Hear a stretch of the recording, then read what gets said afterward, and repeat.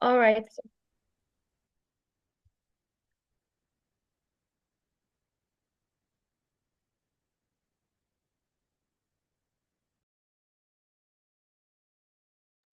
All right, so let me start projecting for them so that they get ready. Thank you.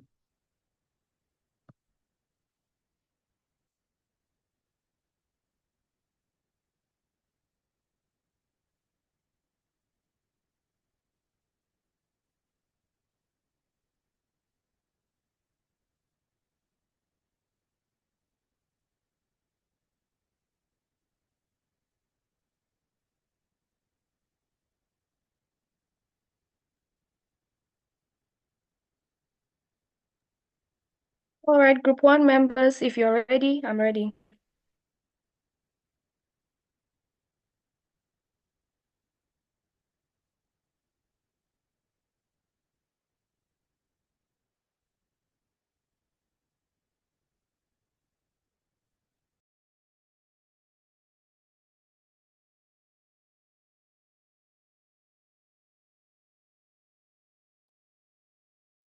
Members of group one, are you on call? If you're ready, please signal me so that we can start. Thank you.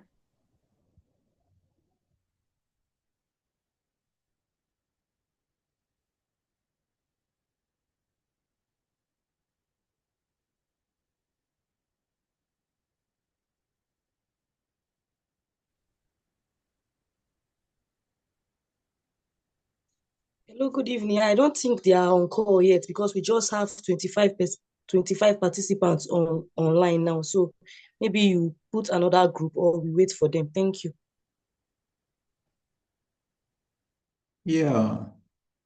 So maybe as we wait for group one team and the rest of the team to join, I want to give my sincere vote of thanks, appreciation to the admin team for really being there with us to support this process, and also to the rest of the class for the amazing work. I know that the programs are so many, and amidst the tight schedule, to be able to look up the materials and prepare the presentations is not something that we can take for granted. So we are glad that you were able to do that. I see some hand up. Akbar, Mariam, Akbar. Good evening, sir. Yes. Good Good evening, sir. evening. Good Yeah, evening. yeah, well done, sir. Sir, Thank please, you. mine, I don't know, more like a concern for myself. I'm a member of Group 4. We already presented, but those worked on materials that you sent back as feedback, when I was going through the names on the manuscript, I noticed that my name was not inside. So when I alerted my other group members, they said that maybe when we come for the class today, then I should notify you. So I don't know if there's a way you can help me or if there's something else I'm supposed to do. Yes, first of all, we need to talk to the group leader to confirm that indeed you participated. Because even if you are assigned to group 4, for your name to appear on the list, it means you should have participated. Your name should not appear for the sake of appearance. You should participate. Yes, If, just a moment, if indeed you participated and it was an error, then our admin, our admin team will look into that to make sure that your issue is addressed. So okay. I am glad that Marianne, together with Mr. Batu, have really been excellent in trying to support this process. Sorry, sir. The group we have a WhatsApp group. So on that WhatsApp group, the list of the names, my name is there. But the one that was submitted, I don't know what happened. The main one that was worked and sent back to the group is where I didn't see my name. But on the group, we have a list in the group. That's in our group 4 list. In our WhatsApp group, my name was inside. And I'm glad that we are able to address that issue through our admin team. In Okay. other words, no worries. If indeed you participated, your name will be put there. All right, sir. Yeah, yeah. I participated, sir. Good to know. All right, Because thank you. the idea is that you see there are lessons learned. If you okay, Ijembi, Yes, I sir. see. Good Yes, afternoon. sir. Yes, Good sir. afternoon, sir. Good afternoon. Well done, sir. Thank you, sir. Regarding the lady complaining, I want to be sure that her name is included in the lists of the names compiled to be sent to the admin. Okay. It's not all about having the name on the WhatsApp list. I think the group leader should have included her name. So if her name is not in the list the group leaders sent to us, the admin team, then I think she should go back to the group leader and complain. Let's let them sort it out. At least the group leader should tell us where the challenge is coming from. Because it's basically the names that they brought forward that we worked with. In fact, it's the presentation. We didn't touch anything. Thank you for the clarification. Thank you very much, sir. Yeah. So members, in any case, please contact your group leader so that the group leader can be able to contact the admin team and this issue is laid to rest. Thank you so much. So while we wait for group one, and indeed once group one is ready, please may the group team leader let us know. Then we shall be able to start our presentation. But I was trying to, in the meantime, give a preamble of, of, of hoping that this exercise has really been very helpful to each and everyone. The cause of international humanitarian law can be a cause on its own. For people, for example, who seek to undertake protection, specialization in protection, they need to have a formal training in international humanitarian law. But every humanitarian worker, Adesa,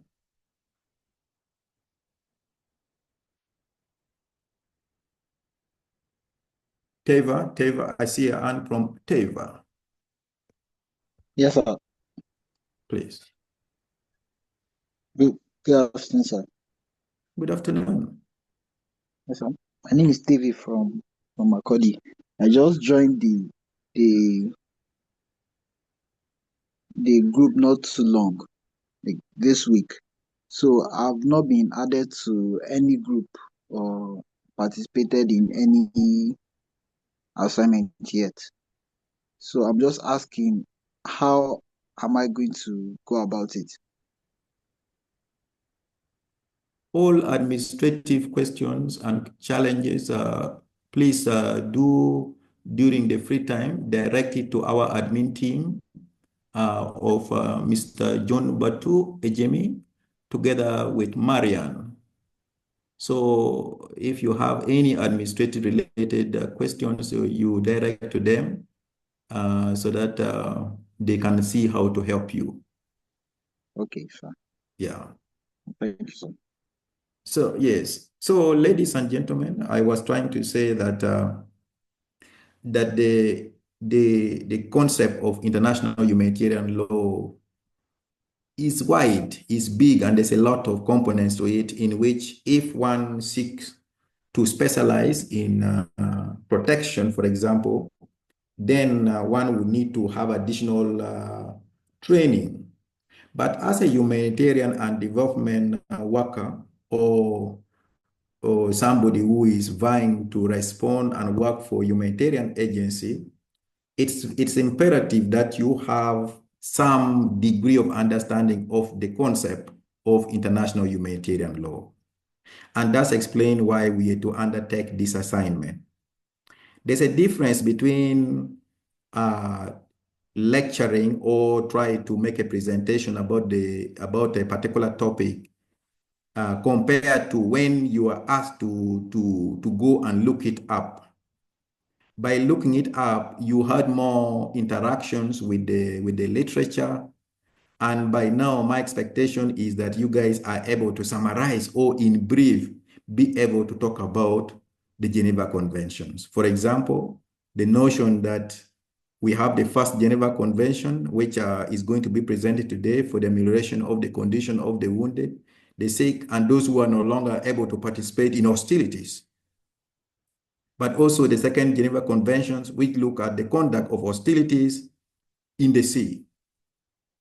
Then we talked about the third Geneva Conventions, which seeks to protect the prisoners of wars and the likes. We talked about the Geneva Convention that seek to protect civilians, the fourth Geneva Conventions. But we also agreed with you that that because of so many factors, there were the changing nature of conflict. One of the groups presented that the changing nature of conflict, the fact that there are certain non-state actors, it necessitated the need to come up with what became known as additional protocols. Additional Protocol 1, Additional Protocol 2, Additional Protocol 3, which talks about the symbols of the various symbols that can be used by the Red Cross and Red Crescent movement. We were even glad last week to have a member who is an employee of the Red Cross, and he was able to share with us some of the hands-on practical perspectives. These are the type of experiences that we want you to continue to share whenever you're in the field and you feel you have thoughts based on field level experiences that you want to share with the class. We really do appreciate.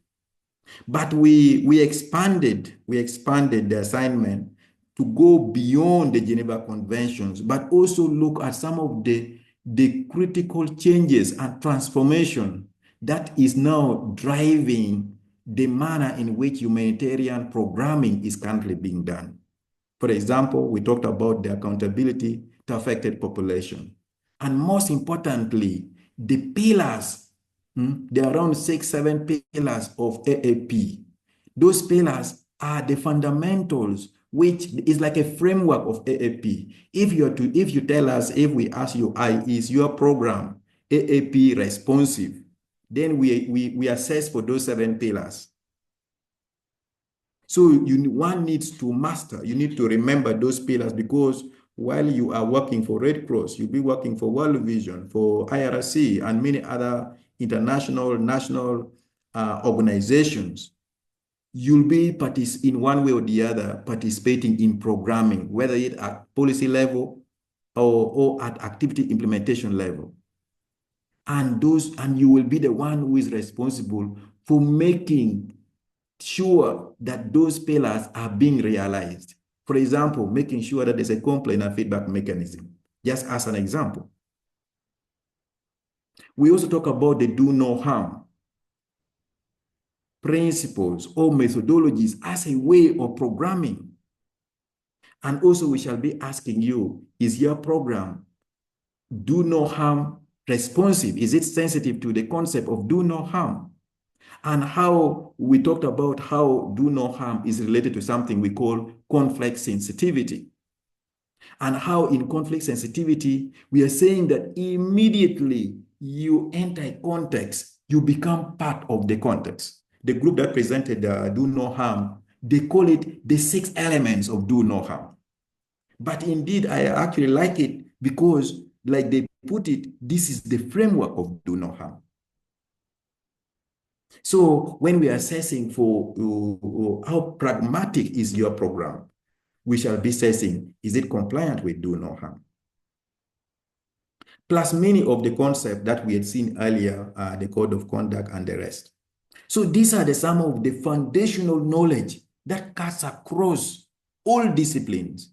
Some of you will be doing training in education in emergency. wash in emergency. It doesn't matter which cause you are pursuing, but these are the foundational knowledge that you need to have. You can call them cross-cutting issues that essentially you cannot just say, I have knowledge in education emergency. Just that knowledge alone will not make you succeed. So that's why we call this course a foundational course. So today we want to wrap up our series of assignment presentations. Could we confirm that group 1 is now ready?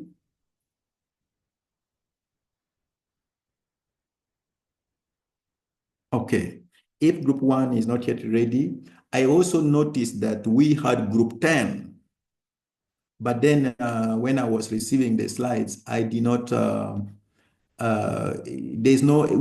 we do not have evidence right now, especially from my side, that group 10 have managed to submit their presentation. So it would have been nice to learn from group 10 members what could have been the challenge. Was the topic very intriguing, or perhaps more disturbing? What was the barrier that made group 10 not to submit their presentation? But let us hear from George. I see a hand from George. Yeah, good evening, sir. Good evening. I'm a member of Group 1, and the people who are supposed to present are not available. So I don't know if I can stand in for Group 1. Yes, if you wish to go ahead, we would be glad to attend. Sorry, excuse sir. I'm supposed to present. I was on transit. I just alighted. Okay, so my understanding, group 1 is ready. Is that so? Yes, sir. Okay. So Marianne, group 1 appears to be ready. We may be good to go ahead.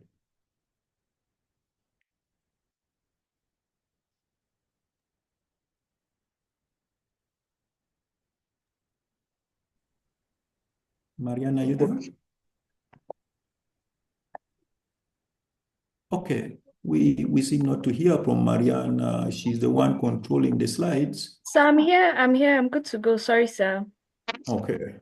Yes. So we hand over to group 1. Okay, good evening, sir. Good evening, everyone. I'm standing on behalf of Group 1. For now, some of my members are not on this call, but anytime any of them is available, he or she can take over from where I will stop. Okay, we're presenting on the first Geneva Conventions. So the first Geneva Convention was officially the convention from the amelioration of the condition of the wounded armies. So this feed was adopted in August 1864. It was the first international agreement that focuses on protecting the lives of the wounded soldiers and the medical personnel that were in the battlefield.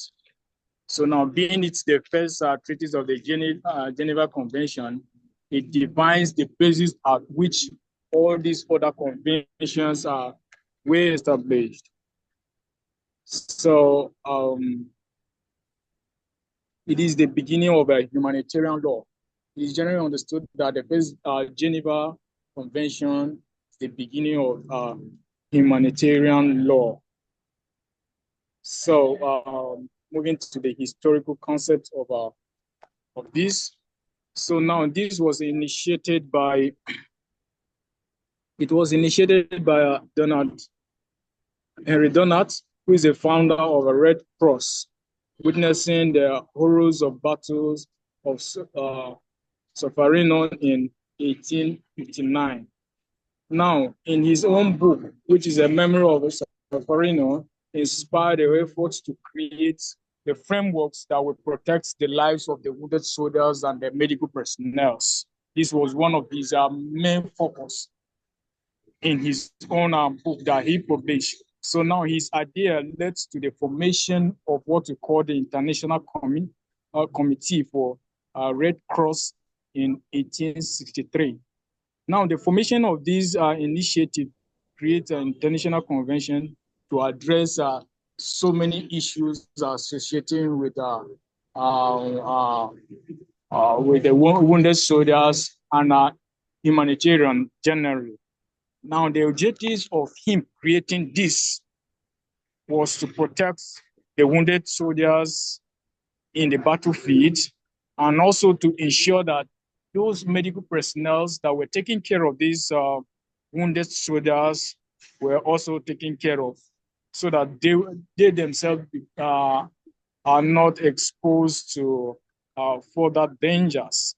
And also, he did this in order to grant the neutral status to aid organizations like Red Cross itself, given the humanitarian treatment with respect to dignity, and also to maintain the neutral and impartiality among medical personnel so as to protect the civilians that are not a part of the battlefield, though they are supposed to be protected. Now, this convention also recognizes the rights of the ICRC to assist the wounded and the sick. If there is any of my member that is available here, he or she can take over here briefly, or I continue. All right, I'll take over from here. Please remember that you're being timed. You already have spent some of your time. You have about 6 minutes left. Thank you. All right. Yeah, somebody is take over from me. My name is George. I'm taking over from him. Can you hear me? Yes, please. Go ahead, please. All right. I'll go on the major provisions of the Geneva Convention, the first Geneva Convention, and I'll talk about the major provisions that this convention covers. And the first is neutrality, the second is humanity, the third is protection, the fourth is provision for legal documentation of the dead and wounded, and then the emblem, Red Cross emblem. So these are the major provisions. On the neutrality, it's simply saying that medical personnel and facilities must be protected. There shouldn't be bias in that issue. They shouldn't have a biased approach. Both the medical and the facilities can take care of anybody. On the humanity side, that's the care for the wounded. All wounded soldiers, regardless of which part of the war they are on or the conflict, or nationality must be humanly treated and cared for. In other words, there shouldn't be favoritism on any side. And then the third one is protection. And that's that an article in the convention made provision mandatory for mandating that wounded and sick soldiers should be protected from dangers of death. And that's one of the provisions. The other provision is the legal documentation of the dead and wounded. The record of identity, that there should be a record that identifies or gives detailed information that should be transmitted to the opposing party concerning the wounded or the dead. And then the Red Cross symbol. On the Red Cross symbol, the use of a distinct symbol, and that is the Red Cross, to mark protected individuals and facilities. In other words, where this symbol is seen, this should be seen as a place where people are taken care of without bias, with neutrality. So these are the major provisions. Then we have the emergency medical response. There's a tree here that shows us the emergency medical responses. during crisis time, and how this emergency medical response should go from one step to the other. And then I'll speak about the significance of the convention. About four, there are more significances. The first, Geneva Convention laid the foundation for future humanitarian laws. It's like the eye-opener for other humanitarian laws. And then it established the concept that it's even in war, there are rules to protect human dignity. It encourages the protection of human dignity, irrespective of which side of the war you're in. And then it forms a landmark agreement that establishes the Red Cross emblem, provided for the human treatment of the wounded and sick soldiers. And then finally, protection of the wounded and the sick. And then there are some countries that were involved. Not all countries were immediately involved in the first convention. It was initially signed by representatives of 12 European states and kingdoms in 1864, among which include Swiss Confederation, Grand Duchy of Baden, Kingdom of Belgium, Denmark, Spain, French Empire, Grand Duchy of Hesse, among other members of the European nation. It has since been adopted and expanded by most countries. I will want to stop here. If there's anybody in Group 1 who will continue, or I will continue.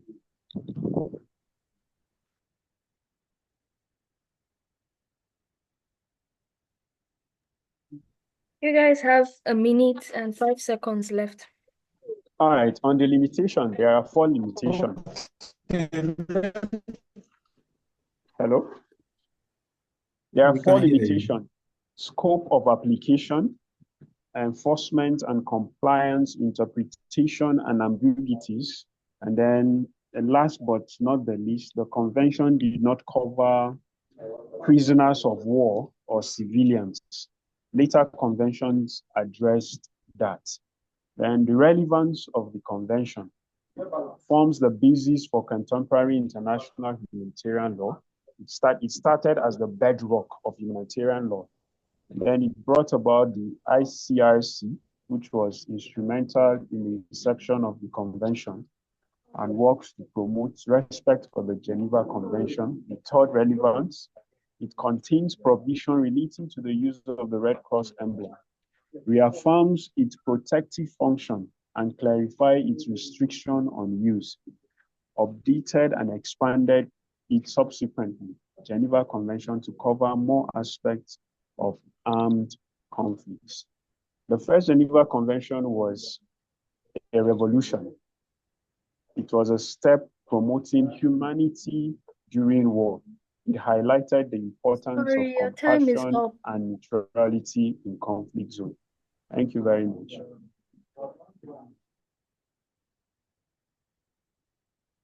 Okay, so we can then go open it to the class for observation, reflections, questions, and other thoughts.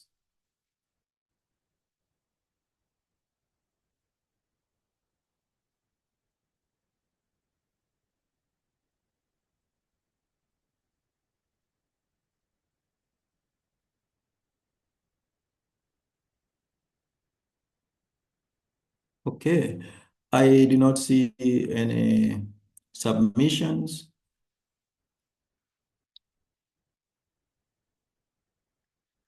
So one hand is up. Okay. Yes. So please go ahead, Jovinta. Good evening. Is that Daniel? Yes, yes, sir. Please go right ahead. When he was mentioning or explaining limitations, he mentioned interpretation and ambiguities. So I need. Could you try to be audible closer to your mic so that we can hear you, please? Okay. During the presentation, when they were talking about the limitations, they mentioned interpretation and ambiguities, and I need more light on it. Okay. We shall throw it back to the group. Ernest?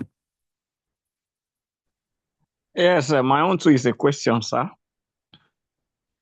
Go right ahead. In the yes, in the course of his explanation, I got confused a bit where they presented on provision of the First Geneva Convention. There is a flashpoint there. I didn't understand.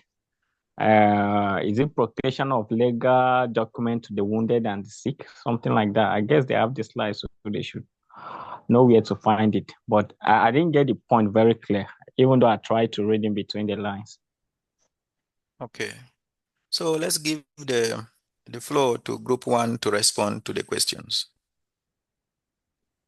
Okay, let me speak on the provision of a legal document for the dead and the wounded. You know, these people that were affected by the war, by the battle, there were documents that are carrying their own identity. So now, the aim of this First Geneva Convention was that though these people are affected, uh, their identity is supposed to be protected. That means even if they are dead, they're supposed to be traced to their own location, to the location where they came from, to to their own genealogy, that this is where they are coming from. So their own dead bodies and any other thing that is identified by them is not supposed to be lost. That is my own understanding about that. Okay, nice. And then the second part of, there's another second question. I think the second question is on the interpretation and ambiguities under limitation. So the convention definition of protected person is a subject that is has different interpretation. Thereby, it leads to dispute as to who is and isn't entitled for protection. So that's the issue of interpretation and ambiguity. So there is the issue of how do you define a protected person? Also, the provision regarding the Red Cross emblem can be misused, leading to potential endangering of medical personnel and facilities. So these forms the limitation of the First Geneva Convention. The fact that even the emblem was not generally accepted, and then the issue of how do you define a protected person? So that is what caused the limitation of that convention. And then because of this interpretation and the ambiguity in the interpretation, I hope I answered the question. Yeah. Thank you, Group One, for those responses. And again, for the wonderful presentation to the First Geneva Convention. I was excited. I really like the use of, the introduction was very nice. I like how the group members trace the first Geneva Conventions to Henry Dunant. I saw a hand. Ernest, was that Ernest trying to put a hand? Okay, the hand is down. So I like the linkage, how you trace the first Geneva Conventions to Henry Dunant, and that helps solidify the role that Dunant played in actually the generation of the initial Geneva Conventions. One of the things that all the group members will later realize is that the International Committee of the Red Cross, ICRC, the ICRC is we have the UN General Assembly and the organs of the UN, which comprises of member states. But ICRC as a table, as a sitting table in the UN General Assembly. But ICRC sits as an observer to observe the deliberations of member states on all issues relating to conflicts. That's why when you read the role of ICRC with regard to the international humanitarian law, it is common to always find ICRC being referred to as the guardian angel of the international humanitarian law, or in this case, the Geneva Conventions. Because of that, ICRC has been working tirelessly to make sure that the interpretation of the Geneva Conventions is as clear as possible, working hard with sister or member organizations and member states to reduce ambiguity in the understanding of the Geneva Conventions, or now more precisely in contemporary times, the international humanitarian law. So when you go to the website of ICRC, you will be finding updated versions of these Geneva Conventions. And even their interpretations have been summarized by ICRC. And ICRC periodically reviews this to continuously improve the understanding of this document. So I really urge you guys that during your free time, take your time to appreciate and make sure if you want to download anything related to the Geneva Conventions and indeed the international humanitarian law, you download it from the website of ICRC, because they comes with those updated versions.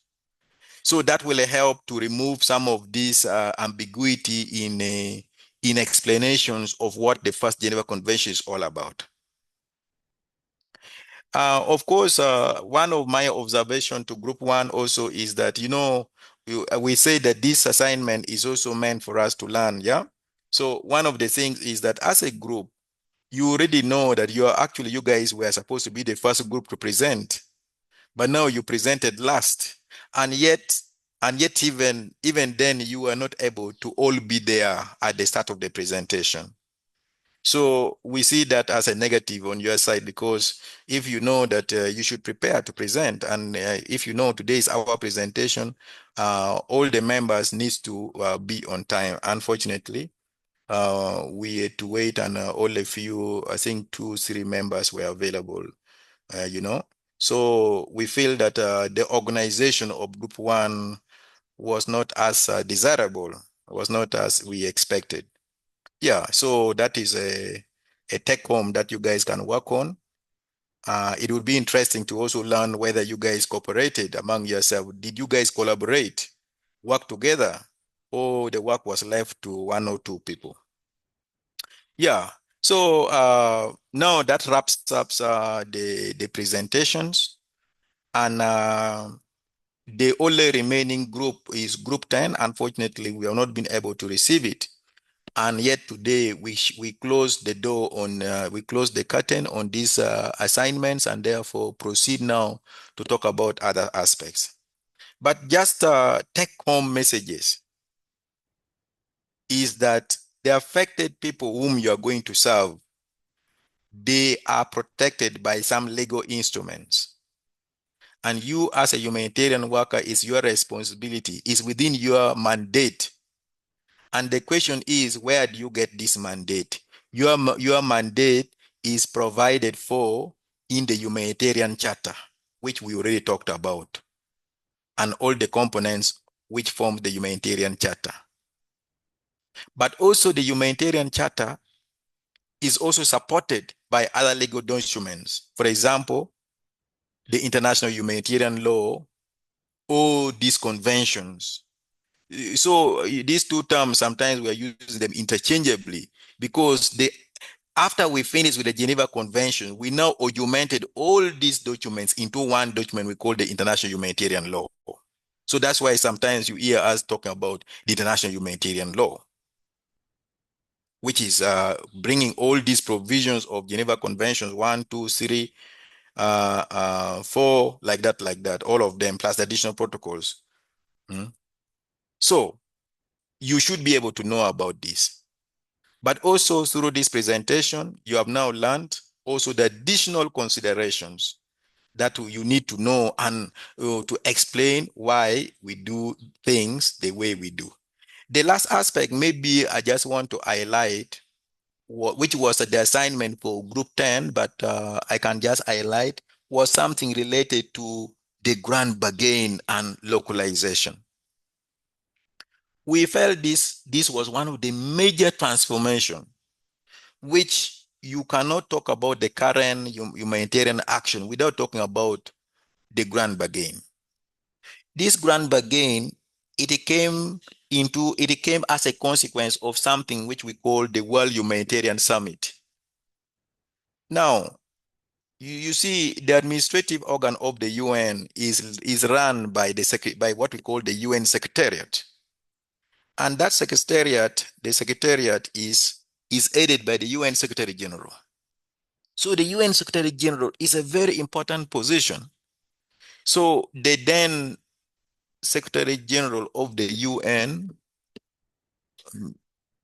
called Ban Ki-moon, he was able to organize a global conference for the first time, focusing on protection of the most vulnerable people of the world, people who are vulnerable due to forceful displacement, whether due to disasters or due to war. And that led to this summit, which we are calling the World Humanitarian Summit. Now, the World Humanitarian Summit, it had several outputs. But one of the key outputs of the World Humanitarian Summit, which was held in 2016 in Turkey, Istanbul, one of the key outcomes of the World Humanitarian Summit was the grand bargain. This grand bargain is a series of resolutions. The grand bargain was a series of resolutions, or you call them commitments, about how we can better provide humanitarian assistance in a more efficient and effective manner. How we can stop working in silos and begin to do more of collaborations. Now, the term collaborations, it appears to be routine, is a common word that we hear all the time. And yet, in reality, collaborations is a technical word. So it might interest you to appreciate what does it mean to collaborate, because this is what the grand bargain is calling. That now we have to collaborate. The idea is that we should now reduce on overhead costs. We want to reduce on duplication of resources. We go to the same village, what you have already done, I'm trying to do what you have already done. We are wasting resources through duplication of resources. Also, the idea of excessive overhead cost. We want to reduce operational costs, what we call overhead cost. If you receive $1 million US, and then you're telling us that out of the $1 million US, the cost, the administrative cost of the organization is $500,000, half of the money. And then the direct program cost is half. We are saying that is unacceptable. We want to send as much of the funds to direct program, to activities and interventions that directly affect the person on the ground. So these so-called overhead costs, we want to reduce it. But there were also a number of hurdles or difficulties that was affecting the performance of the humanitarian response all over the world, which we wanted to address and agree between the actors on the ground, the people we are calling the local actors, the international actors, and also the donors, because we realize that this issue all these three people are involved in the response. The donors provide the resources necessary to respond. Oftentimes, these funds tend to go through international NGOs who have their headquarters resident in the countries of the donor. But there are also regional, national, and local actors on the ground. So because of that, one of the key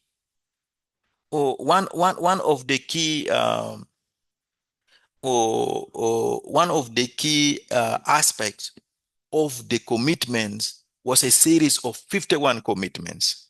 But these 51 commitments were all augmented under what we call 10 work streams. These work streams are more or less the fundamentals of the commitments. And they include things like, for example, that we need to have greater transparency in the provision of humanitarian assistance. Secondly, we want to make sure that the local and national organizations are better supported and funded. In fact, you realize that in the past, the local and national organizations were not able to receive direct funding. They were always being subgranted. Now the term subgranting is another terminology. So the idea is that we want more and more direct funding from the donor, where money coming from the donor. Let's give a donor, for example. Many times on the ground, we tend to confuse this. Let me give you an example. You have UNICEF, and UNICEF is funding Give Africa. Then it is common for people to always say that our donor is UNICEF or World Food Program.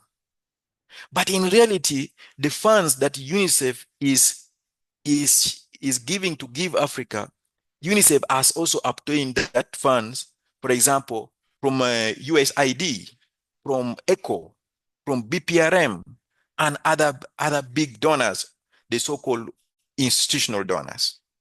So in this case, what we are talking, when we say the donor, we are meaning the original provider of the funds. For example, some of the institutional donors include USAID, includes agencies such as ECHO, Bureau for Population, Refugee and Migration, the one we call BPRM, and DFID, the German Foreign Ministry, and very many other governments. Those are the people we are calling the donors, the Bill and Melinda Gates Foundations. And so we are saying that other than passing these funds, let's say, for example, from ECHO to IRC, and then now to Give Africa, we're saying, why don't you give the funds to Give Africa directly? That is what the Grand Bargain commitments. The member states agree that we are going to do more direct funding of local and national organizations. The other aspect is that in our programming, we shall have more increased use of cash-based programming. Cash-based programming. Now, you see, why is it important that you should know this? That is why, as we talk today, when you look at how organizations on the ground are doing their programming, there's a lot of cash-based initiatives, whether it in nutrition, whether it in general food distribution, what we call GTP, and very many other programs. The idea is that empower the community to buy what they want.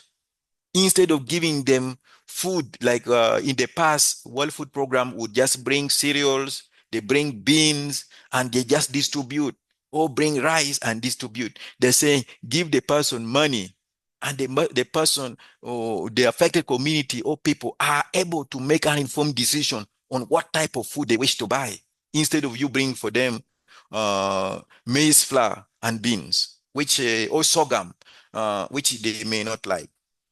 So that knowing this, it helps you to shape the way you're doing your programming. Are you in line with the global perspective or global commitment? Or for you still want to be the one to make decision for the affected persons? Of course, here we are being requested that now one of the commitment that we're going to reduce duplication and what overhead costs. I mentioned that. But also we need to do joint needs assessment.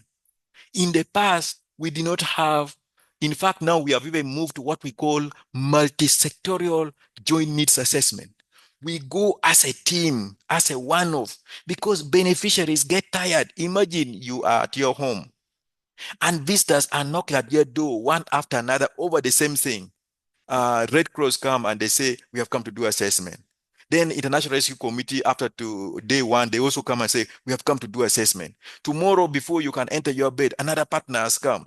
In some responses, there could be up to 2,000 partners. So the beneficiaries get tired. But also, we lose focusing on the bigger picture. Remember, I talked about collaboration. So that's why nowadays, we are talking about achieving the whole together. So we go for multi-sectorial joint needs assessment. And indeed, we shall talk about this more when we go to talk about needs assessment. And you see how the UN system and indeed the role of OCHA in coordinating humanitarian needs assessment. Then of course, we have the aspect of participation. In the past, we believe that we're the one who know the problem of the affected people. We decide for them. We determine things for them. We determine what is good for them. We determine how their problems could be solved. We were not involving them. But now with Grand Bargain, the commitments, we are now being called upon that the affected people should be involved in all decisions that affect them. That means that when you're trying to design a project, you're designing it for them, you must involve them. When you're trying to implement the project, you must implement with them because you are doing it for them. So the entire project's life cycle of the project, the affected community should not be bystanders, but they should work with you. They should be at the center. Remember when we were showing you the cluster system and you saw how in all that cluster coordination mechanism, the affected people is in the center of every effort. And this is a very serious thing that we really need to improve. Many times when NGOs receive funds, we are miscrewed by our misunderstanding of the do no harm principles. Because do no harm forces us to recognize that because we are coming with resources, we have power, and this power could affect the dynamics on the ground. And as such, we do not want to do anything that would increase the dividers. Remember, we talk about the dividers. We say, instead, we want to promote the connectors. You see? So these are some of the 10 fundamentals of the Grand Bargain. We need to, of course, harmonize reporting.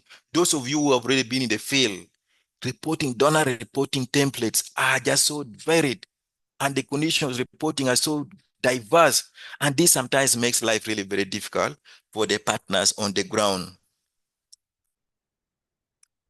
And of course, we need to manage the transition from humanitarian action to development. Remember the other time I talked about the triple nexus, or in this case, the double nexus. That is why right now, as we talk, when we do humanitarian programming, we do humanitarian programming with the lens of development. Because we want to ensure that our humanitarian response effort is not in vain. It should have a connection with development. We are constrained by resources. So because of that, we cannot plan or strategize independently. We say, okay, this is just from a humanitarian standpoint, and yet you're going to spend 5 million US dollars. How about your plan with the lens of development? This is what we are being, that's why we're saying that we need to strengthen the collaboration between humanitarian action and development. And the same applies to what? To peace building, the issues of peace building, what we call the triple nexus. You must connect the three together. The other aspect which came very, very strongly as a consequence of the grand bargain is something which we call localization. By the time we finish this course, you should be able to understand localization, because this is where the world is. This is where the world is.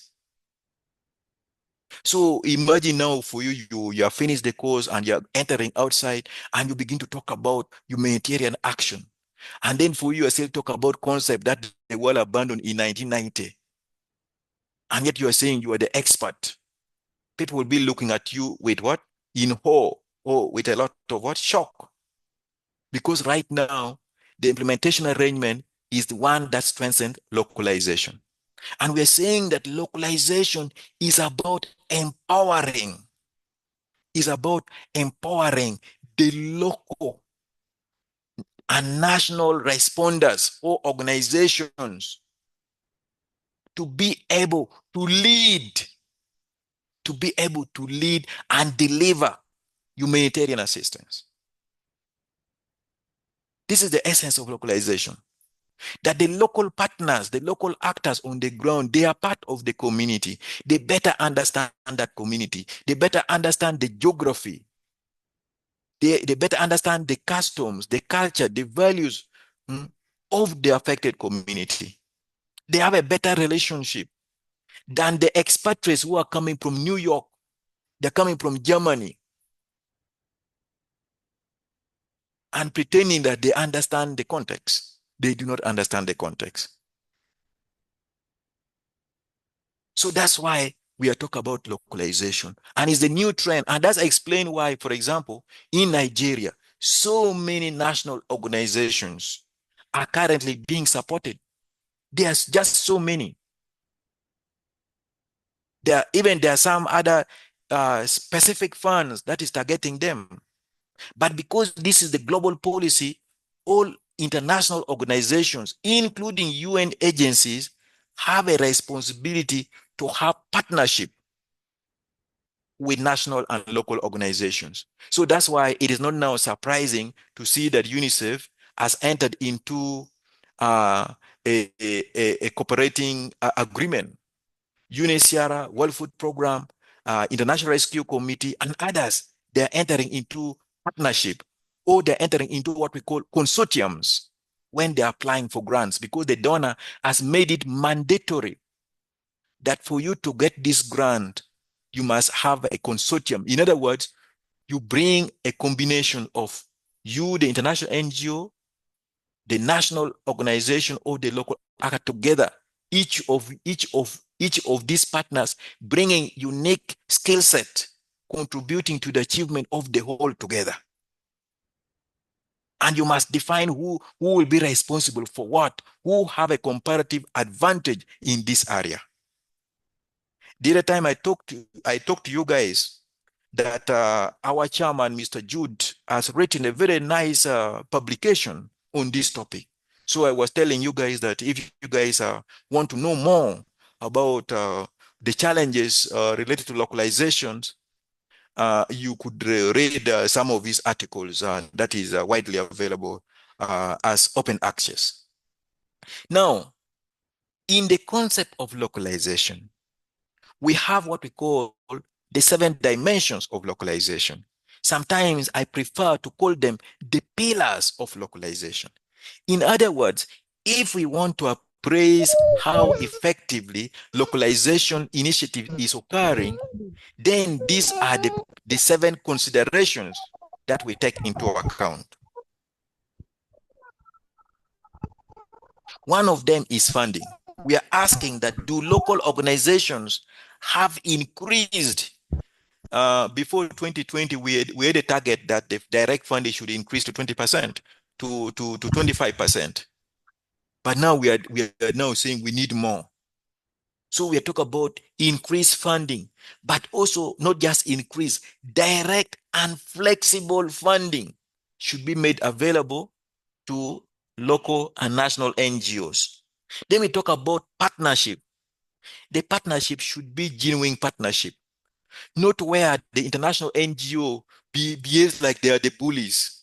Now, those of you who have had experience in the past, you could attest to this, where the international NGOs, they want to feel like they are the good. They're the good, they want to be the good father on the ground. They want to be the expert.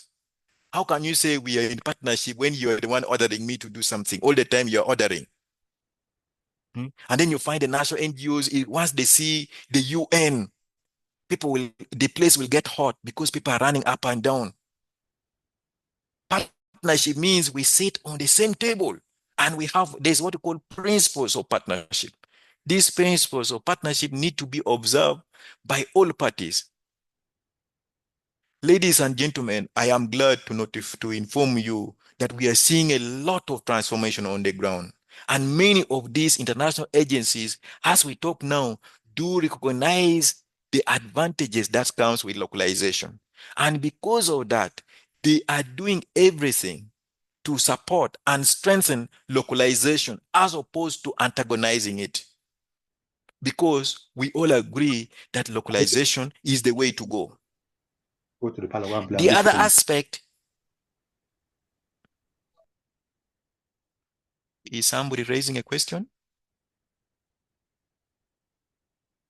Okay. The other aspect of localization is the issue of capacity building, where we are challenging the international organizations to genuinely undertake capacity building of local organizations. And this has been one of the Achilles heels for the opponents, people who are against localization. They always claim that the national local NGOs do not have capacity. But by the commitment spelled out in the grand bargain, the international organization committed that they will build the capacity of local national organizations. So it is an obligation on their part. So this issue of capacity building should not be used as an excuse as to why we cannot enter into partnership with local NGOs. Instead, we as national and local organizations, we have the obligation to demand international organizations to support us in doing capacity building, in increasing our capacity. That's why this is a crucial is a critical pillar. Of course, you can see that even under localization, the aspect of participation is again repeated. That the people whom you're seeking to support must have a direct say at all stages of the project life cycle. The other aspect is coordination, where we are challenging the international community to respect and support or complement the local, national, and regional coordination mechanisms instead of overlooking it. You will recall that when we are talking about the cluster system, we say that it is not automatic that the cluster system should be activated. We say the cluster system will only be activated in the event that the system on the ground is overwhelmed, and that the cluster system will only operate till such a time when the local, national, and regional coordination mechanisms have been strengthened or are strong enough to take over. This is the essence that is provided for under the concept of localization. So, ladies and gentlemen, you can see that many of the things that you see being done, they are not coming from the blue. These are part of the policy directives. These are part of the transformations that the humanitarian systems have gone through over time. And for you to be able to really be able to execute eloquently, you need to know why we do things the way we are doing them. Otherwise, you're bound to think that things are just being done for the sake of it. Of course, not to forget visibility. We have seen this also in the past, where the people who are doing the work, the bulk of the work, are the what? Are the local and national NGOs. But who are the people who get the headlines in CNN, in the New York Times? It is the international organizations. They overshadow because they feel they have money. But by this concept, the international community is now being challenged, and they have committed that they'll give the local organizations the due recognition that they deserve, be it at local, regional, or international level. And the same applies to policy influence. People who work with the Red Cross societies they can really testify to this, because in the past, most of the, like for example, I talk about the World Humanitarian Summit. How many national NGOs and the local NGOs would go to attend the World Humanitarian Summit, or any summit taking place in New York, thousands of kilometers away? But with this arrangement, we are seeing more and more. A good example is the Red Cross societies. They are linked through their federation called the International Federation for the Red Cross and Red Crescent Movement. That tries to always put them in the know of what is happening, but also make sure that these societies, which are in the various countries, are participating in these international forums. So this is the direction that the international humanitarian system is trying to take, to continuously try and improve the quality, efficiency, and effectiveness of our humanitarian interventions. The idea of the World Humanitarian Summit, and indeed the Grand Bargain, is to make sure that at the end of the day, we leave no one behind. That's why other agencies such as the UN, especially UNHCR, they have it in their slogan that every life matters. Even one refugee, UNHCR will initiate a response just for one refugee, because they believe that one refugee is too many. That is the belief of the UNHCR. And that's the core belief that we as humanitarian actors, we should have, that even if one person has been forcibly displaced, we should be concerned and want to do something about it because of what we call the humanitarian imperative, which we saw when we were talking about the humanitarian charter. Ladies and gentlemen, that far I would like to pause, and if you would like to ask questions, reflections, thoughts, observations, I would be glad to attend.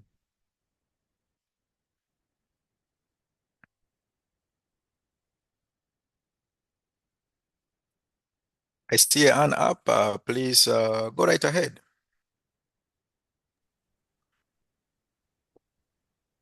Good afternoon, Ernest? sir. Good afternoon. Yeah. My worry is about the localization you talked about. That is concerning the direct and flexibility in accessing funds. Sometimes these are politicians, once they are on seat or once they are elected into positions, you see most of them registering organizations, NGOs. You see names, different names, this is foundation, so foundation, so foundation. But as soon as they leave office, you will never hear of that NGO again. Is it a way of siphoning funds, or how? Because at times we accuse also local NGOs. So we accuse them of using their names to siphon funds, to launder money outside. Is that their end? Very nice question, Ernest. You are talking from which state? I'm talking from Niger State. Niger State. Now, in Nigeria, for example, there are a number of states which are affected by various forms of disasters. One such example is the northeastern part of Nigeria, the so-called Bay State, Borno, Adamawa, Yobe. But these are not the only states in Nigeria. And when you go to those states, you will find so many local stroke national NGOs that are working tirelessly with their international counterparts, including the UN, to try to attain the objective of humanitarian action, alleviate human suffering, save lives, alleviate human suffering, and protect human dignity. This is the core mandate of human, this is the core objective of humanitarianism. And their system of checks and balance, one of the main funders in Nigeria is the Nigerian Humanitarian Fund. But whether the funds is coming from NHF or any other funder, there are very stringent control measures.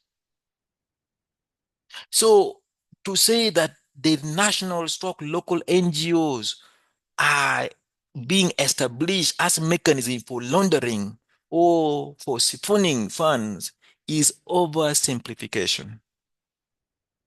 This is not to say that there are no bad apples.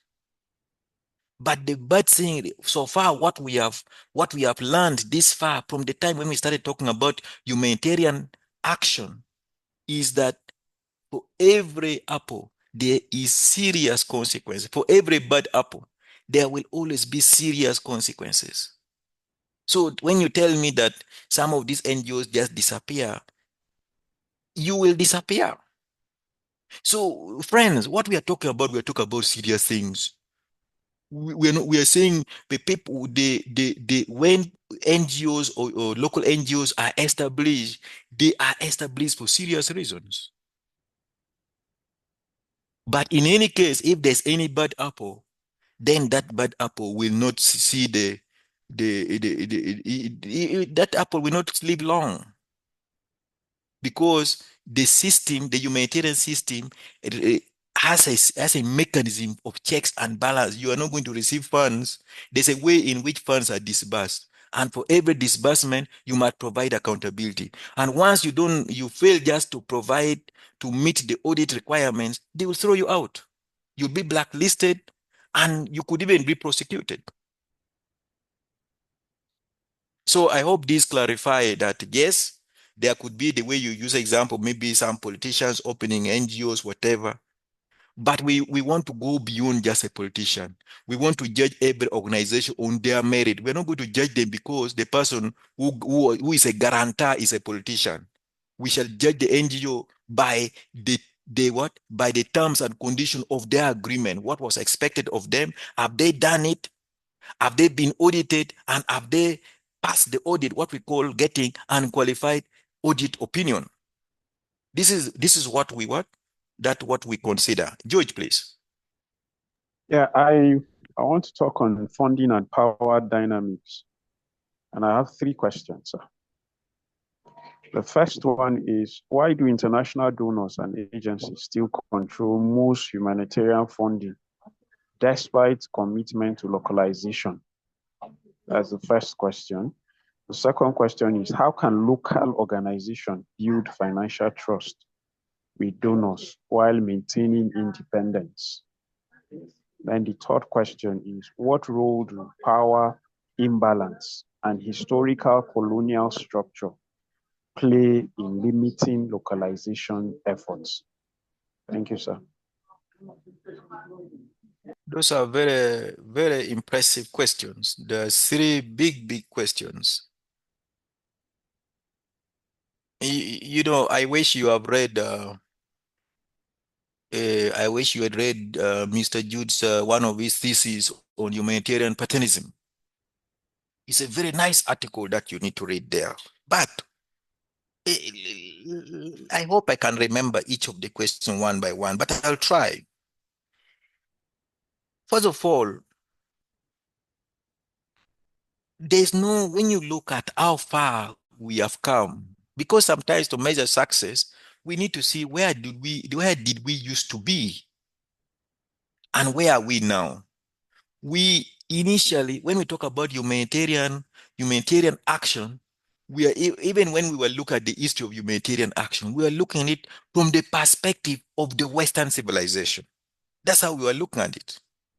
But since then, we started by international organizations being formed due to various reasons. We talk about Save the Children, we talk about Oxfam, we talk about Medicine Sans Frontier, and so many, ICRC, and how these organizations started to extend their umbrellas beyond their initial country of operation to becoming international, changing their name to international, because they were now working worldwide. And initially, they were predominantly international organizations. But over time, we now see thousands and thousands of local or national or regional organizations. So there's a lot of progress we has been achieved. But we still have dilemmas. Majority of the funding that we are receiving, they are taxpayers. They are funds from taxpayers. These funds, 99% or at least 90% of the global funding for humanitarian action, it comes from the global north, from the Western world. And because of that, the taxpayers want accountability. The other issue is that now this brings me to the concept of localization. And indeed, if you wish, you will also just read, I also have a publication on localization. You'll see the argument that we make in that publications, that in the concept of localization does not or should not seek to do away with the comparative advantage. Localization is not about international organization versus national organization. Localization is about the comparative advantage. In fact, in my paper, I argue that both the international organization and the national local organization are critical to the humanitarian response, because each one of them have comparative advantages that complement each other.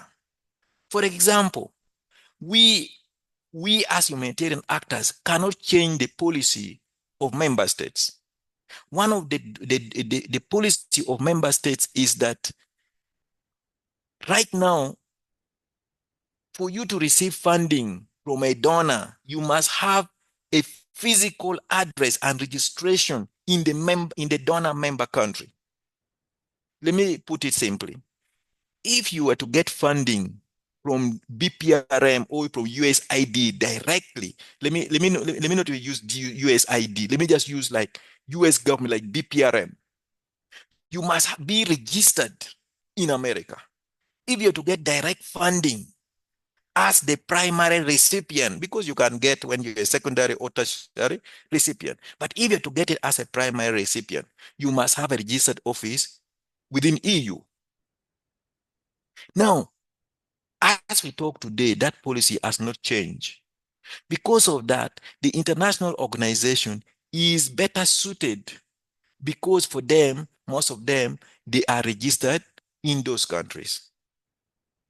So because of that, that's why now we are calling for consortium, where you say, okay, why don't we look at your comparative advantage vis-a-vis mine, and we come together to achieve the all together. But also, we begin to trigger and push the donor countries to do more. And that's why now we did the World Humanitarian Summit for the first time in the history. And we came up with a grand bargain where the donors accepted that they will now begin to extend more and more funding. And even as we talk now, when you go to funding websites, you'll be seeing a lot of funding which are now being channeled directly to to national organizations. Now, is there politics in humanitarian work? Yes.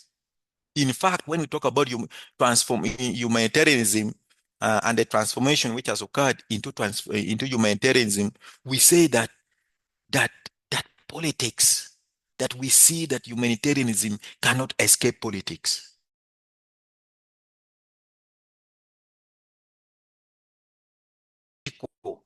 Even just saying that we are political is already an act of politics. So because of that, we have the dilemma of politics, where, for example, there's power imbalance, there's interest, and this sometimes affect the funding flow. A good example is Ukraine. When the conflict in Ukraine happened, the donor country preferred to send their funds to Ukraine because they said those ones, they had blue eyes, they were blondes, they were white. Even the media talked about them differently. But while that was happening, the world turned away from the deaths that was occurring in DRC, in Southern Sudan, and very many other countries. This is the double standards, but it's the reality of the political climate that we are in. A good example, you guys are seeing what is happening with Donald Trump, and how the politics at home is affecting humanitarian action through USAID. You are seeing what is happening in Gaza, because despite Israel knowing what is right and wrong, Israel is still stopping entry of humanitarian aid for political reasons. So these are some of we can call these, I always prefer to call them epistemological dilemma. These are operational dilemma that you find in the field and you have to navigate. George, I don't know whether I've answered all the 3 questions. Yes, sir. Thank you very much, sir. Pleasure. Okay. So, friends, this wrap up our series of the assignments, and it's my hope that really you guys have benefited from it. And now we shall be turning our attention to the core of project cycle management. And we had started to now talk about project cycle management, but we had to come back to complete the review of these assignments. But it is my hope that you guys still can recollect. Let me just share my slide a little bit to recap some of the things that we talked about.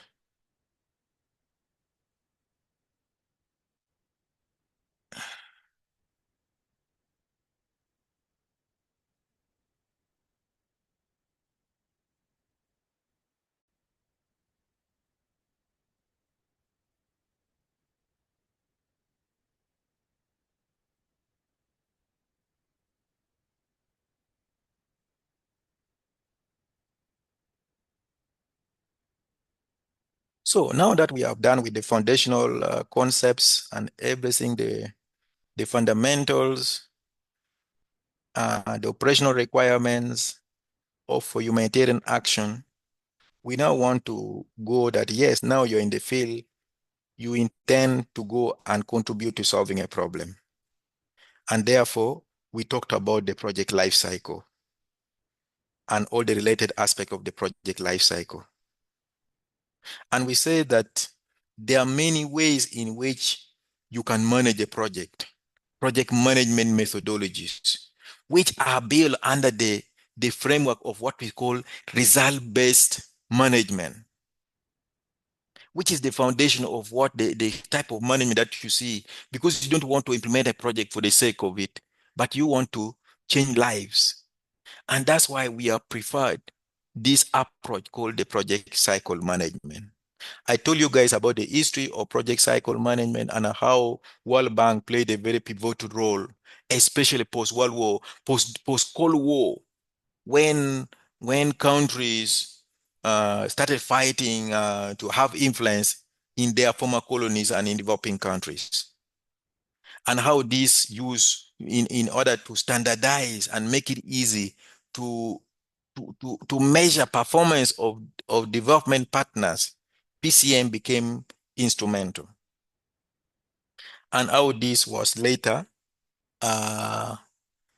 adopted by also what? The international organizations or NGOs for that matter. Now, we say this is in summary, this is our fundamentals of the project cycle management.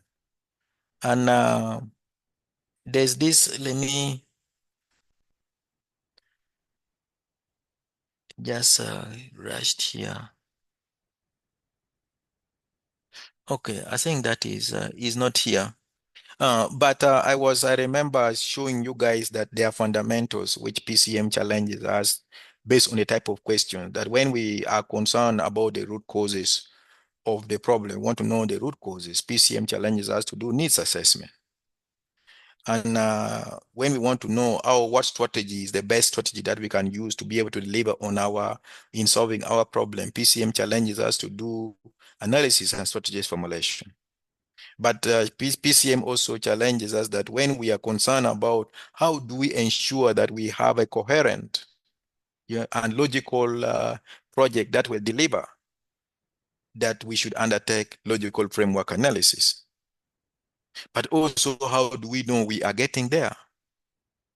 How do we know that we are getting there, that we are achieving what we intended to, the intended transformation? PCM challenges us to undertake monitoring and evaluation. This is what we introduced the other time. And then we introduced the aspect of needs assessment, which we're going to talk about today. And we already we explained the various components. So this is just a reminder, but we already captured this the other time.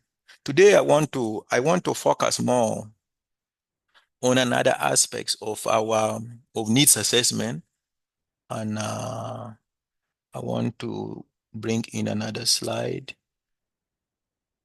And please, I will be pausing just to make sure that if you have questions, we are able to attend to them.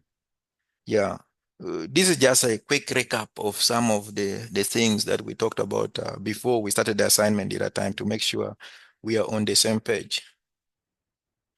Yeah.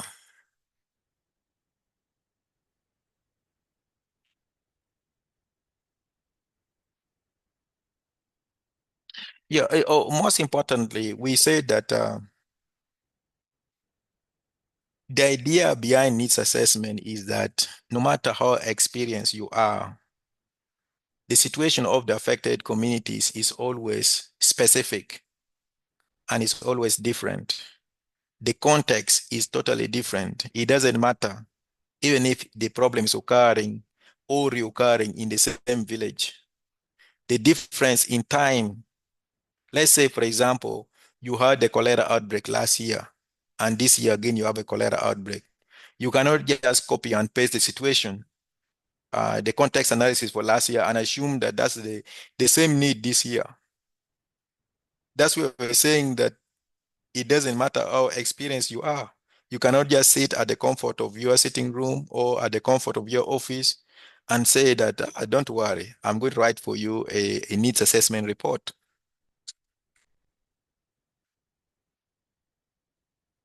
So you really need to undertake the needs assessment so that you are able to better understand the needs. And we shall today try to explain what we understand by needs and the different types of needs. And as a preamble, whenever we talk about needs, we want to understand needs from various angles. For example, the UK government Department for Health Services define needs as the capacity to benefit. And how does that relate to our work in the field of humanitarian action? So you realize that whenever we talk about needs, we are concerned about how you are able to identify the challenges, the problems of the affected people, understand it in its very context, so that you're able to meet the basic needs of that community. The basic needs could be in form of food, shelter, healthcare, wash, and others. This is what we see every day. And once this is done, once this is done, you realize that our needs can also be categorized. It can be it can be immediate.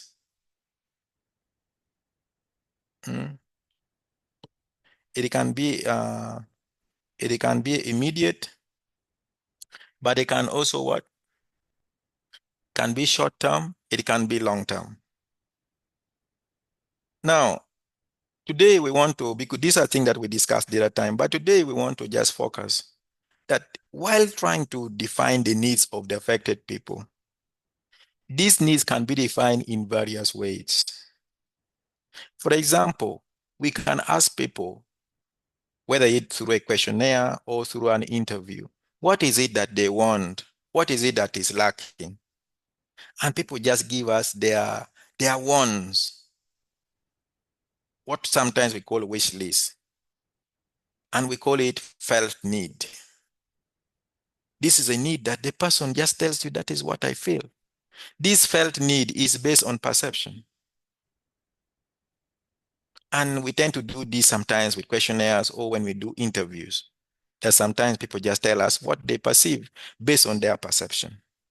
So while you're trying to do needs assessment, you need to factor in that some of the needs that is going to come out will just come as a result of perception. But also, depending on the nature of the problem on the ground, you should be able to tell that this is the best way to solicit information through what we're calling felt need, or by engaging people to just share their perception. The second aspect of the need is called express need. Express need is this felt need put into action. When people begin to go beyond just feeling like that I want this, but they begin to go and seek it. For example, somebody can tell you that we lack water. We lack water. That is a felt need. But when people begin to travel 2 kilometers to go to the borehole, then even if they have not told you, by the very fact that they're traveling 5 kilometers, they're traveling 10 kilometers to go and access healthcare or water or markets, it means those are the express needs. So these are needs that are demonstrated by the action of the affected people. The other need, while you are considering the need of the affected people that you need to put into consideration, is what we call normative need. Sometimes we also call it demand need. This is a need that is defined by some form of expertise. You are an engineer. You are a health practitioner. You are an expert in a particular field. And this need is defined by comparing your current situation against standards. For example, when you, as a social worker or as a nutrition person, you go to the community and you assess the nutrition status of children under 5. And you benchmark that against the WHO standard using a tool such as MWAC, weight for height, Z-score assessment. And you find that the people there, based on that standard, they are falling short. In other words, they are malnourished. Then we can conclude that proper nutrition is a need in that community. In other words, normative need is spelled out based on expertise, but most importantly, that the expert is basing their judgment on some standard. Such a standard can be a reference level, for example, like I gave you for nutrition, or a blood sugar assessment has been done, and you find that the population there, maybe the blood sugar against the reference level that is known is way out of range. So you need to factor that into consideration while you are determining the need of the affected population.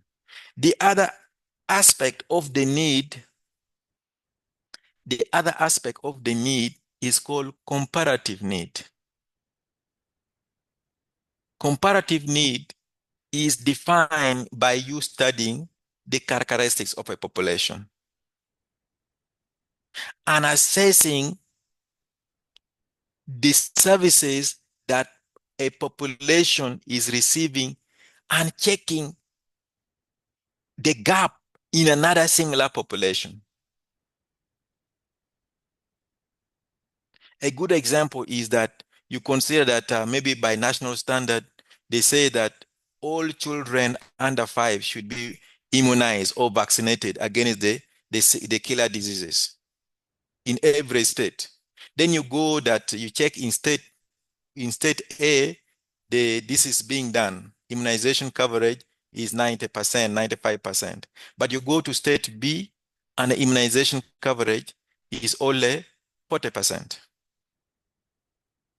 And because of that, because of that difference, you can define that state B has a need to scale up the immunization coverage. Why is it that this is important? Because you cannot just base your identification of the needs of the affected population on one definition of need. For example, you cannot just say, I'm going to organize my interview or questionnaire, then you go to the community and you ask them to tell them about their challenges. The felt need, as we have seen, is based on perception. And sometimes people may not be able to, in their view, perceive that maybe the low immunization coverage is a need. And that's why while you're trying to do needs assessment, or even when you try to do, to prepare needs assessment data collection tools, you need to use all these lenses for the definition of need so that you're able to capture the comprehensive need of the affected people. Because each of these definitions tend to view needs from a different angle.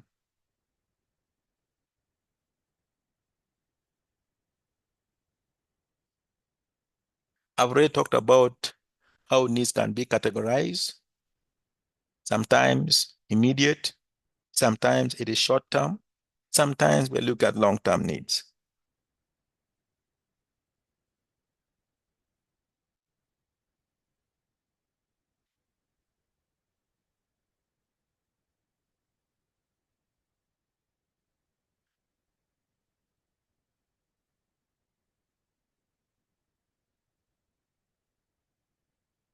I wanted to show you guys this video, but I will try to show you guys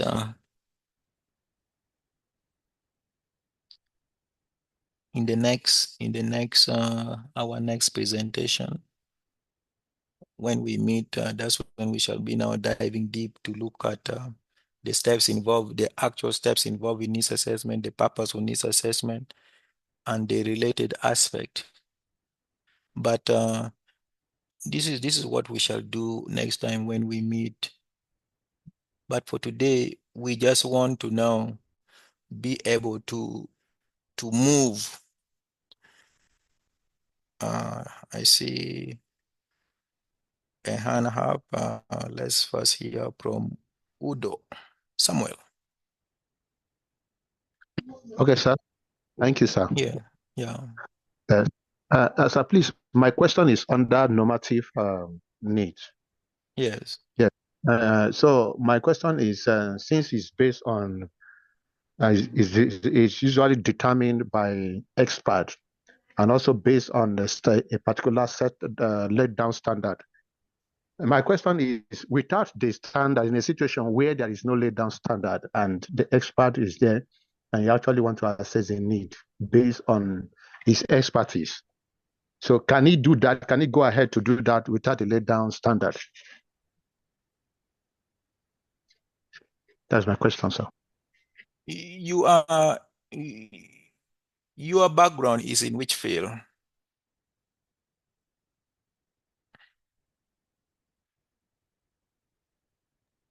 You mean my Yes. what I read in school? Yes. Well, I studied linguistics, stroke English, sir. Nice, nice.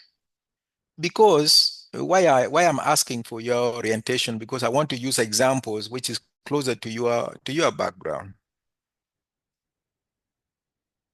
What makes experts expert is because most of the time what experts do or believe in are agreed upon by peers or fellow experts. Most of the time.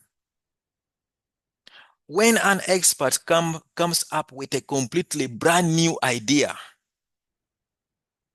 he or she must first sell this idea to his peers or fellow experts, and it has to be challenged or agreed upon. That is what we call in academics, we call it peer review.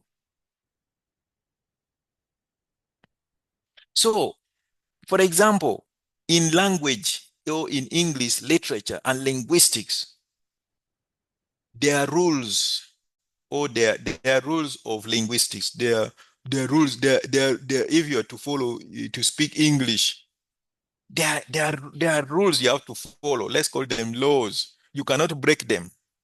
That's why we have present tense, we have present continuous, and all those others. And even if you're an expert, you cannot just from today and say that, okay, now for you want to give your own opinion and say it is fine to do this.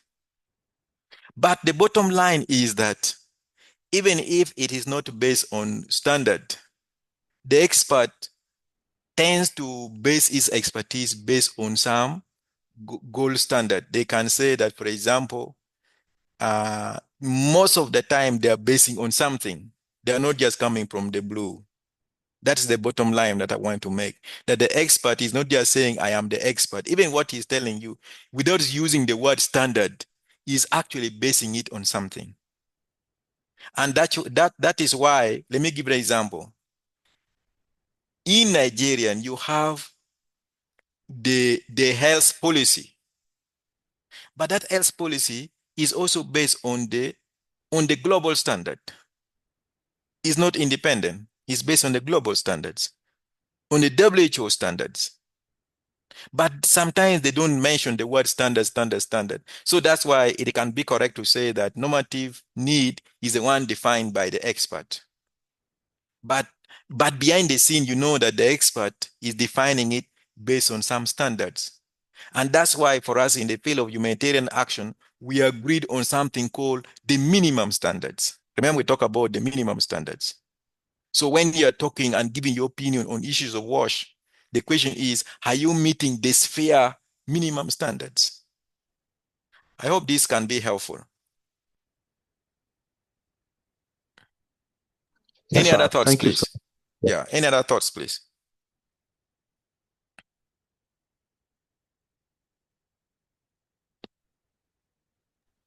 Yes, good afternoon, sir. Good afternoon. Sorry, good evening, sir. It is good evening indeed. Yes, sorry. My question is about when you are the lecture. You just lecture us now. So my question is about, you talk about reducing the cost, that is overhead, and you said it should be, the main focus should be on the affected people, that the money should be spent on them more than using the money that is overhead, like that. So my question is, most of those local NGOs, when they receive this money, most of them, is particularly in Nigeria here, you see they use the money, they mismanage the money. So what measures that the international NGO donors can checkmate those issues? That is my question. Very nice. You see, my brother, I like your question. Your question is very, very nice. Thank you, sir. I think this was the name is it Tamu? How do you call your name? Uza. My name is Uza Tengu Emmanuel. Uza. Let me use Uza. Yes. You Yes, see, sir. Yes. I would have asked you, my question to you would have been to say, you have said most of the NGOs in Nigeria, the national NGOs, they misuse funds.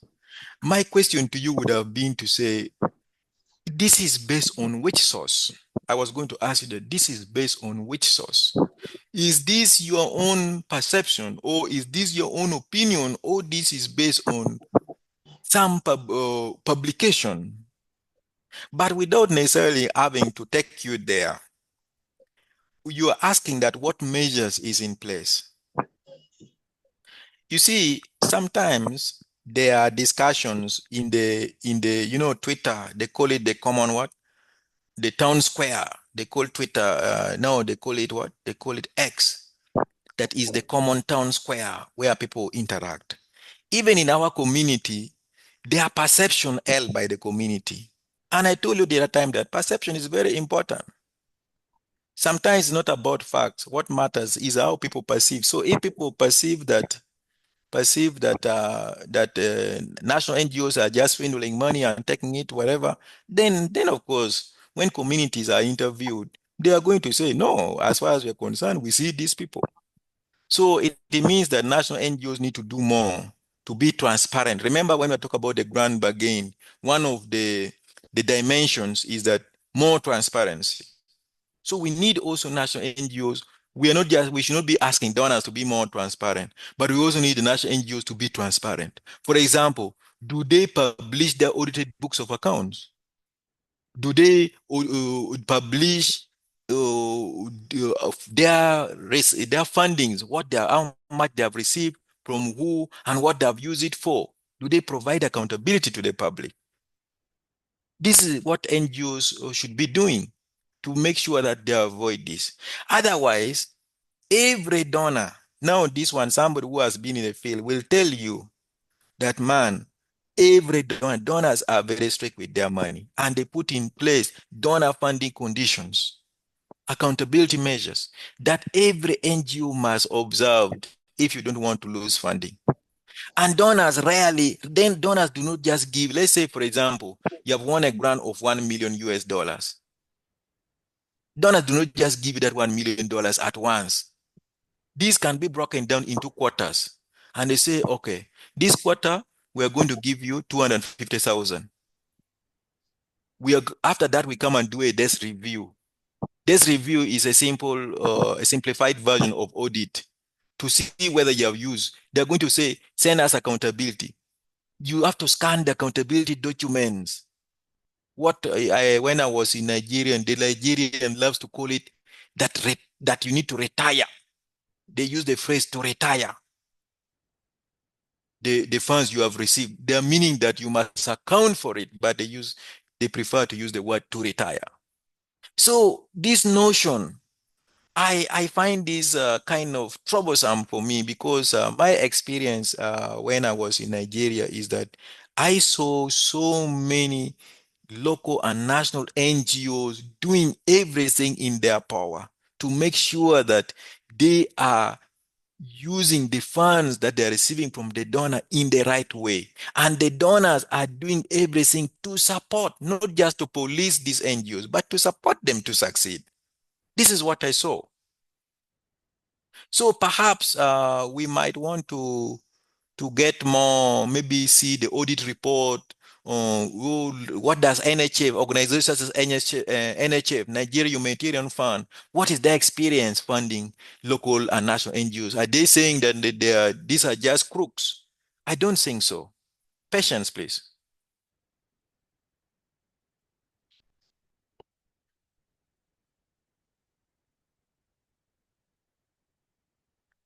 Patience, you had your hand up. And let's see if you have changed. Then I can go to the next person.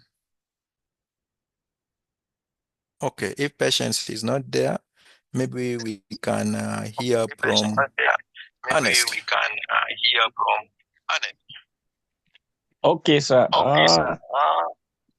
Mine is a contribution to the last speaker.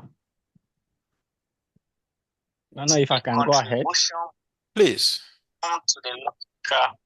Okay. His question was limited to just Nigerian society. I think it's one of the stereotypes that Nigeria has suffered since in time memorial. But I want to maybe express myself from a little understanding of the modus operandi of the UN and the humanitarian, that they are very, very strict in managing funds and resources, especially when it comes to the aspect of intervention and vice versa. What I expect, or maybe what I've seen, is that is the corrupt nature of the people involved, and not the, let me say, the laxity from United Nations and other regional bodies. Because if you take a case study from local NGO, as he was trying to ascribe to, I would say that the donors do their job very well. They put on mechanism that they will even track their way of operation. But our problem is the personnel involved, where they try, not like they try to siphon money, but in one way or the other, they don't do what is expected of them. And then there are loopholes. And in covering such loopholes, let me say, you have a case of square pegs in round holes, where you have people having duplicate reports, sending to international bodies or donor nations or countries. I think our problem, if it's limiting it just to Nigerian perspective, I think it lies with the personnel involved. And this happens when you have people without integrity, or people are not well trained, especially when it comes to the humanitarian aspect of it. Unfortunately, I'm running out of time. Sorry, sir. I'm almost there. there. But I get your point, and I appreciate your contribution. I appreciate your contribution, because I wanted to give a hand to Blessings and George as well. Okay, sir. But thanks for your contribution. Yes. All right. Thank you. Yeah. Blessings, please. Okay, good evening, sir. Good evening, everybody. My question is related to the question the other person has asked before, because they are talking about transparency in how the NGOs spend their funds. So I wanted to ask, with the level of insecurity in the country, is it wise for the NGOs to publish everything that concerns their fundings publicly?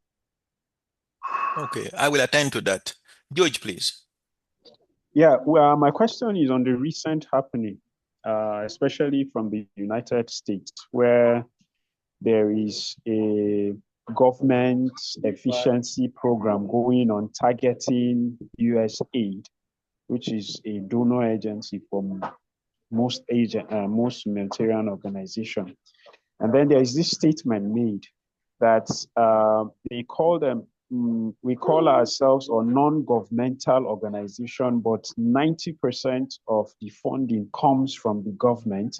And yet they don't feel the government should interfere in knowing what this funding, what this money is used for.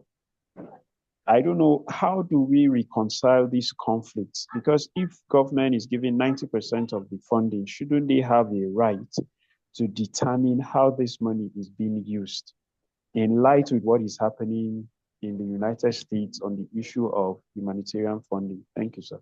Yeah, very nice question. Very nice question from both George and Blessings. And just to start with the Blessings, yes, we have the insecurity. most of the time, humanitarian organizations tend to work, especially when in situation of forceful displacement due to conflict, they tend to work in insecure environments. This does not mean that we should not do accountability to the affected population. So the insecurity is there are certain knowledge, it's common knowledge that we as humanitarian agencies, we receive funds. This is not a confidential information.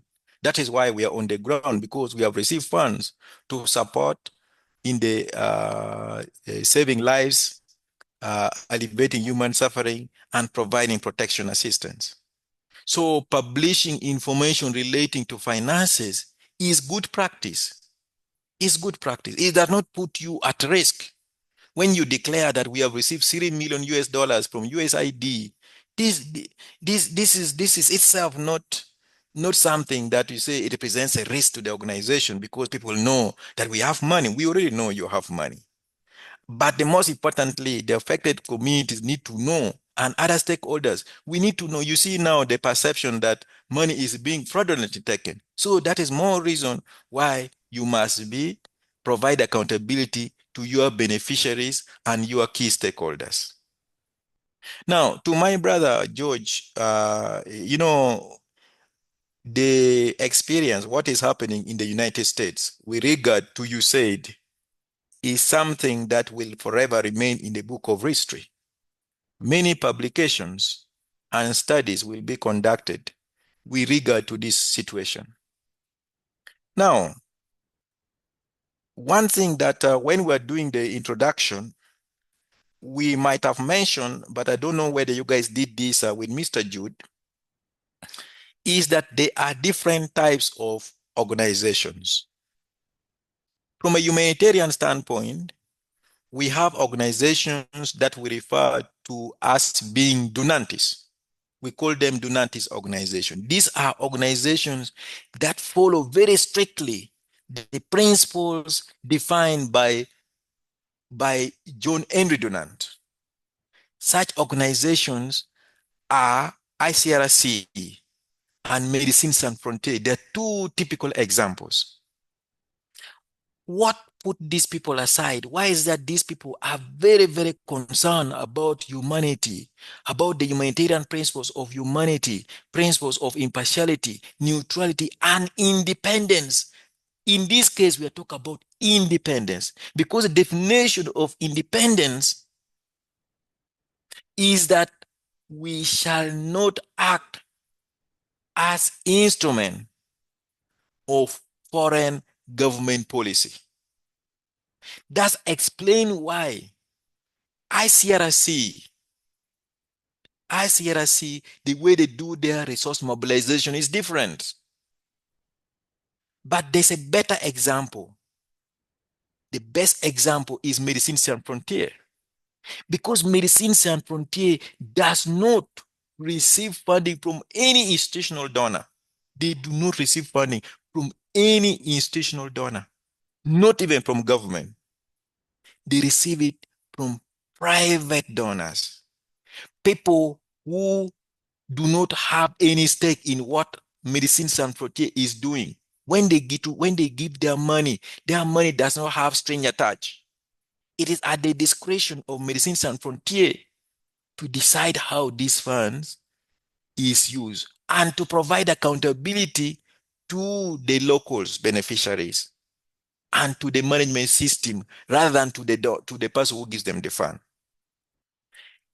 Intergovernmental organization. Now, another group of organizations, we call them Wilsonian organization. Wilsonian organizations, they're organizations that do not really follow these donantes pathways fully. Sometimes they align themselves with governments, and majority of the organization, Oxfam and others, they fall under that. But let me talk about the intergovernmental organizations, such as the UN. The UN always preach the humanitarian principles, but the UN, they are formed due to the member states are the one who agreed to the provisions of the UN. And therefore, the way UN is operate is guided by the provision of the UN. So they bend. The only good thing is that most of the time the resolutions of the UN is based on humanity, is based for the common good. That's why the UN General Assembly was able and continuously have been condemning Israel, even though the UN Security Council, supported by United States, have been sabotaging this process. So in the case of USID, this is problematic because USID is not an independent, neutral, impartial organization, because USID was formed is formed as a consequence of the US foreign policy. USID fulfills US foreign policy agenda. So there's a lot of lessons to be learned to say that every organization that gets funding from the taxpayers like USID ought to provide accountability to their taxpayers. This is common. This should be common sense. But sometimes organizations grow so big that they feel they're even bigger. By the way, now you're taking me to issues of capitalism. This is the problem with capitalism, where enterprises can become so bigger than government. So in the case of USID activities around the world needs to provide accountability. I am not saying that USID is wrong. We are also concerned that some of the decisions taken by the Trump administration is concerning from a humanitarian standpoint. But at least I'm glad that initially they cut everything. But now they say, okay, life-saving interventions should continue. So I brought this example just to illustrate that there are different types of organizations, but there's also politics in this humanitarian work. An organization that will survive are those organizations that are able to navigate the political climate. Funding from the global north is from taxpayers, and taxpayers have a big say on whether they will fund or not. My last point, humanitarian action is based on rescue values, is based on compassion. Humanitarian actors are not able to mobilize their own funds on their own. They rely on voluntary contributions, whether from member states, from states, or from individuals within states. So that means that the best we can do is to demonstrate accountability to the taxpayers so that they can have confidence that the funds they're giving USID is being used. Our other last issue is that as a consequence of the grand bargain, we also agreed as a commitment with donor states that they will reduce or eliminate earmarking of funds. What is earmarking of funds? Where the donor country can say, we are giving you 10 million US dollars, but we want this one only to focus on A, B, C, D, and don't do anything outside that. That has a lot of limitation and consequence. It affects programming a lot. The proposition of the international humanitarian system is that they should allow for flexibility so that funds are located on the basis of need on the ground. So this is what is currently being done by USID. The dilemma is that the current government in the United States is a conservative government. And because of that, they are hugely against certain programs, which they feel is not conservative. Now, we may debate these type of issues and even agree with the Trump administration, but at a global level, it's not that there's consensus on some of these issues. Some people feel that this type of support should be provided. So, ladies and gentlemen, these are some of the controversies associated with the implementation of these humanitarian programs. Thank you very much, sir. Yeah. Otherwise, I really want to thank you guys so much. And back to our admin, we have short our time by almost 7 minutes. And I presume the next facilitator must already be very, very close, if not already in the room. And without further delay, I want to hand over back to the admin team and see you guys next week. Thank you, sir. Thank you, sir. Thank you so much, sir. Thank you, sir.